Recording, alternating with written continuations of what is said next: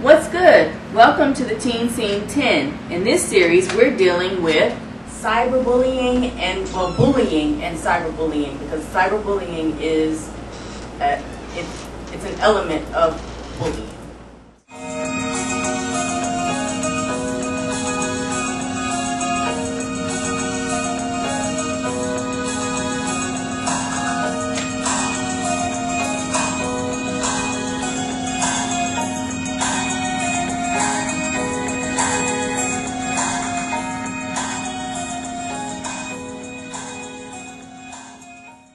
So now I'm going to hit you with a few interesting statistics, shocking statistics.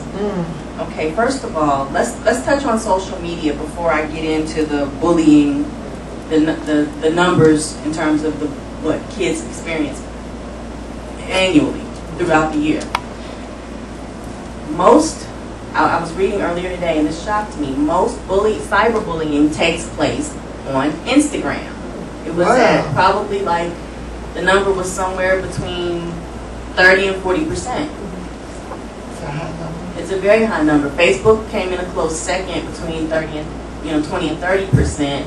Then there was Snapchat, which surprisingly was only 11%.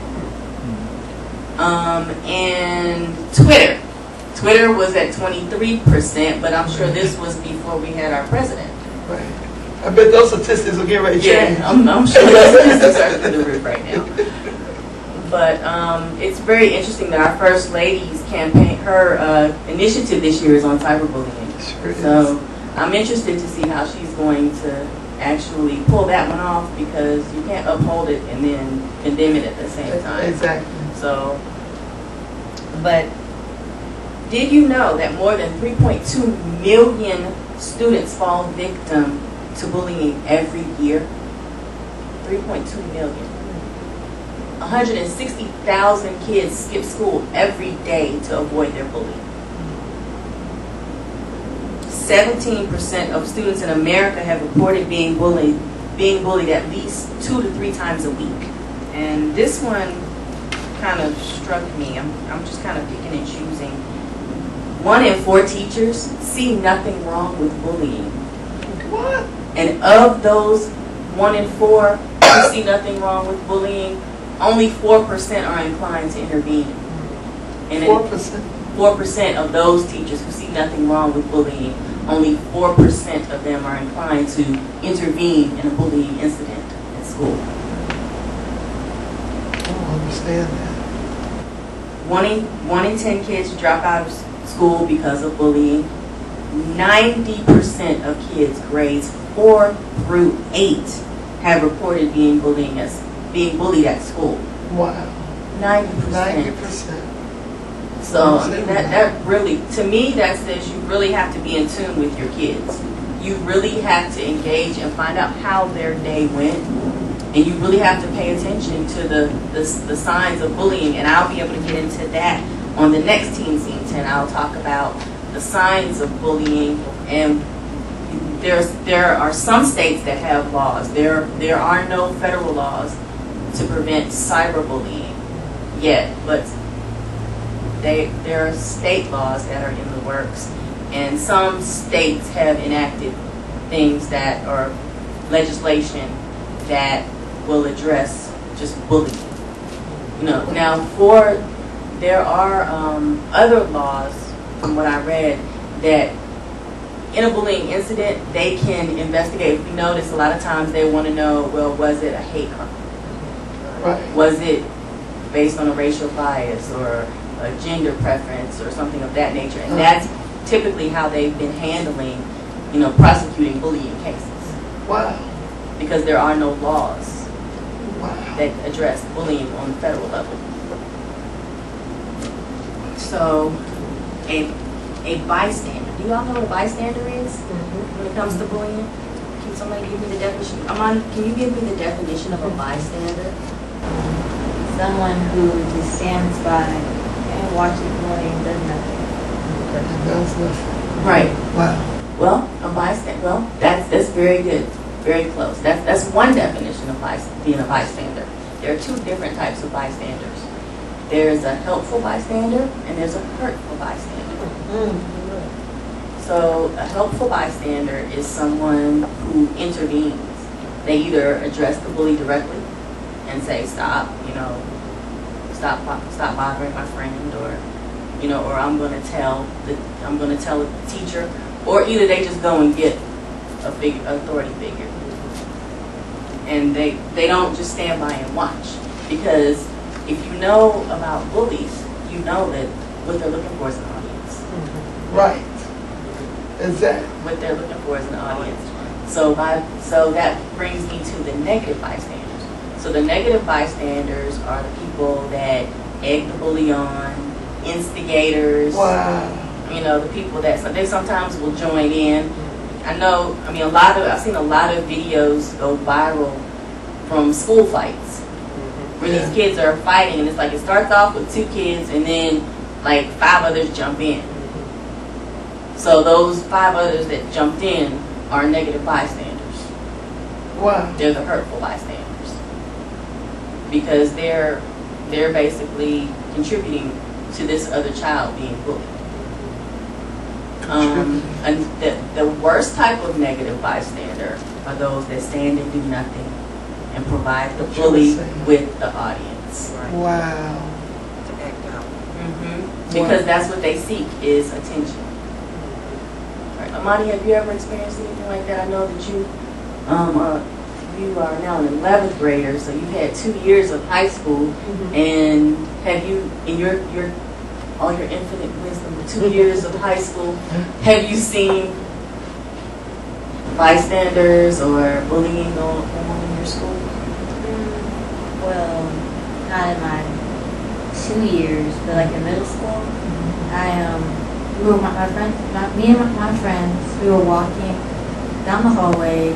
Someone was at their locker, and they were a bully was trying to take their money. Okay. And I was with a group of friends because I had been bullied too when I was in 4th grade, and I wasn't confident enough to tell anyone. I told my teacher at a time, but like I would just let the bullying going on, and I told my mom eventually.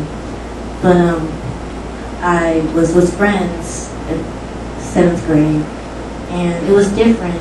So I actually told them to stop, and I actually got the teacher, but I was with friends, so that kind of helped me. And So that would be a positive bystander. Right, so she was a positive bystander. And the one thing that we know is there's strength in numbers. Yeah. Yes. And so you had your friends, Right. and that gave her the confidence to. Well, let me ask you. You mentioned that what the bullies are seeking is attention. Right. So so if someone was picking on a child or a student, if everybody walked away, do you think the bullying person would stop bullying, or would they? Do you think they would continue on bullying if they don't have an audience?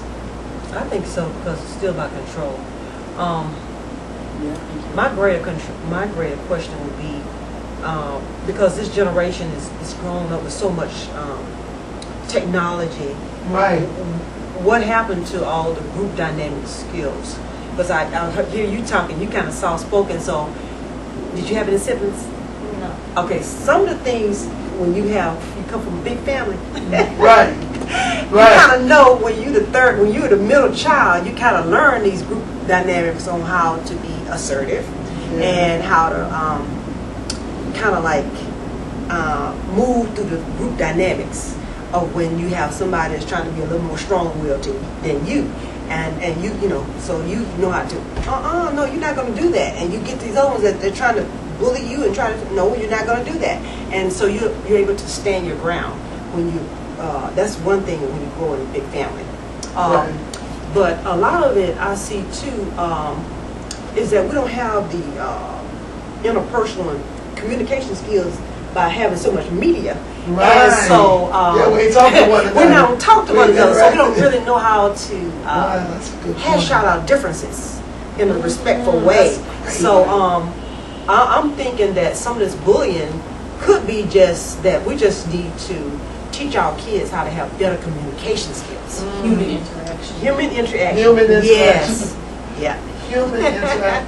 Well, Yeah. that needs to be And so, like, Social if skills. you have a conflict with someone, you don't get into a group of people and you know, you talk face to face and talk to that person.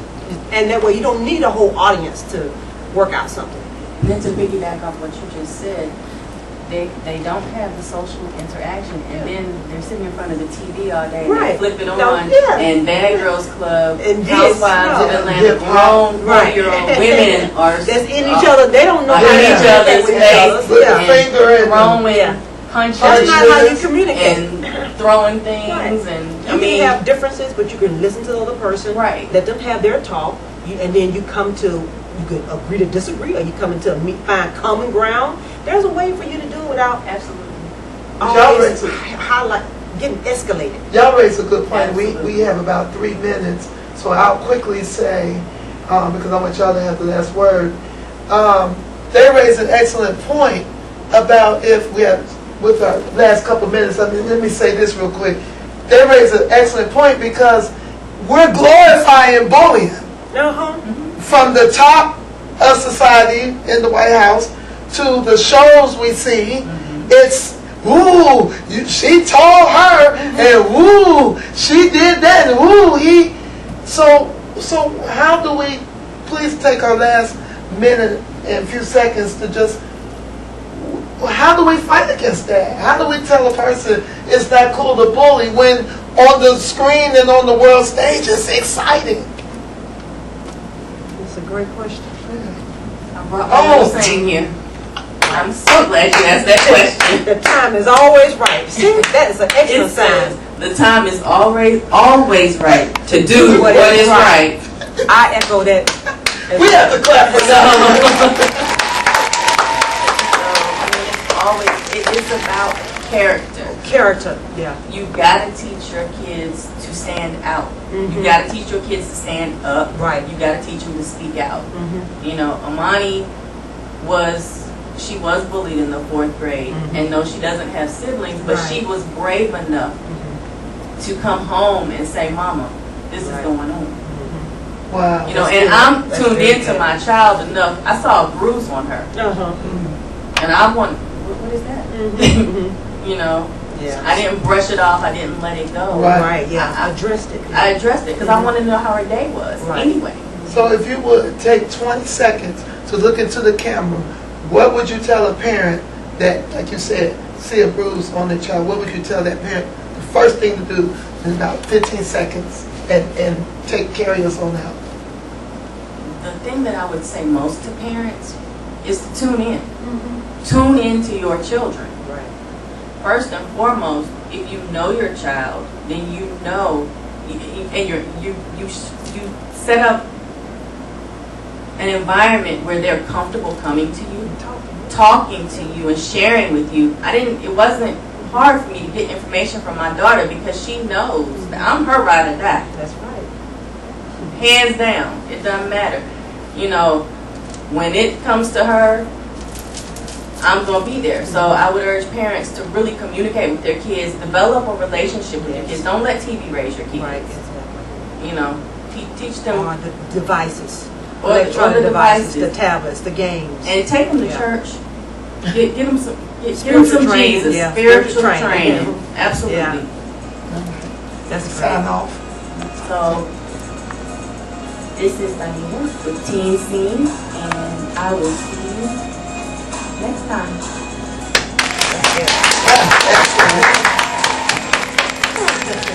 We have a wrap?